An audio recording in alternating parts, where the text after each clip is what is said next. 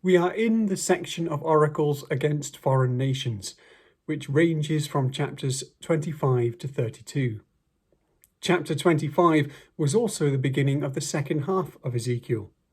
The first 7 oracles have been directed at Israel's closer neighbours from chapters 25 to 28.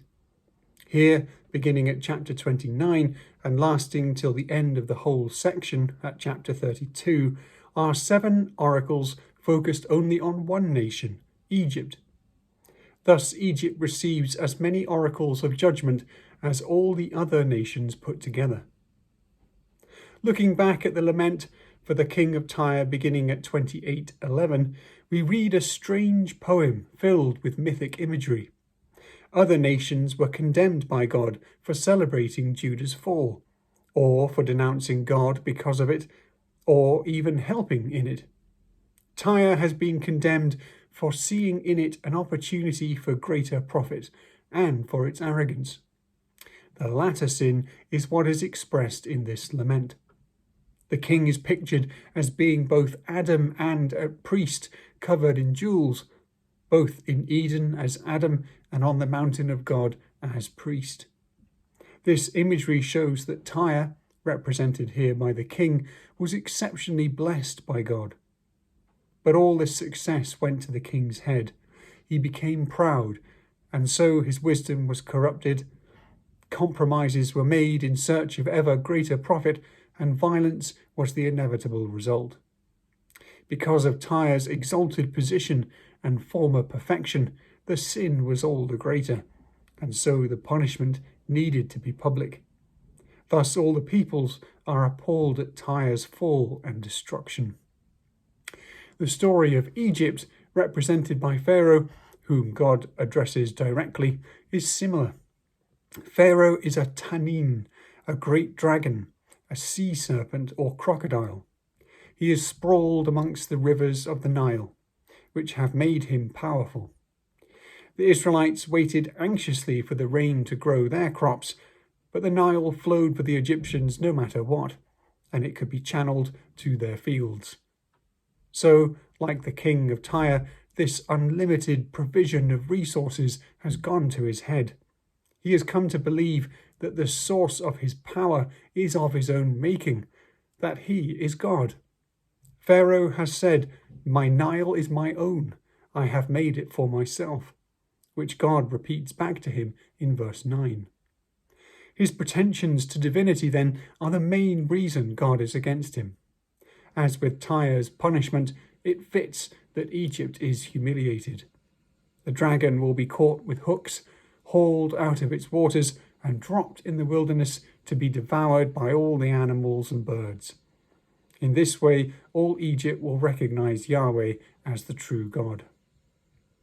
But it is also the fact that Pharaoh was a staff of reed for Israel. They prompted Israel to rebel against Babylon, but ultimately were no help to them.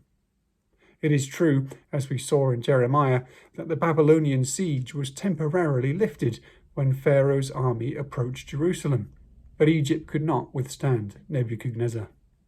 They are called a broken reed in other places too, in 2 Kings 18:21 and Isaiah 36:6.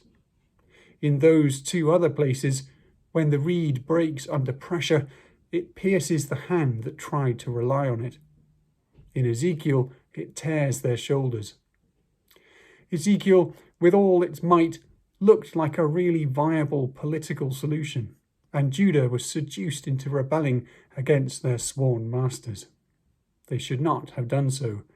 In verse 16, the Lord declares that Egypt shall never again be the reliance of Israel. The oracle, which begins at verse 17, dated to the 27th year, which is 571 BC, is thought to be Ezekiel's last prophecy. It is a puzzling oracle, to say the least, because it depends on Ezekiel's earlier prophecies about Tyre not being fulfilled. We saw in chapters 26 to 28 how complete the destruction was envisaged for Tyre. It would be reduced to the rock on which it stood, and the waves of the deep would cover it, and its inhabitants would be thrust down into the underworld. Yet after a 13-year siege, Nebuchadnezzar was not able to destroy the fortress, though he did get them to surrender, and he exiled many, including the king.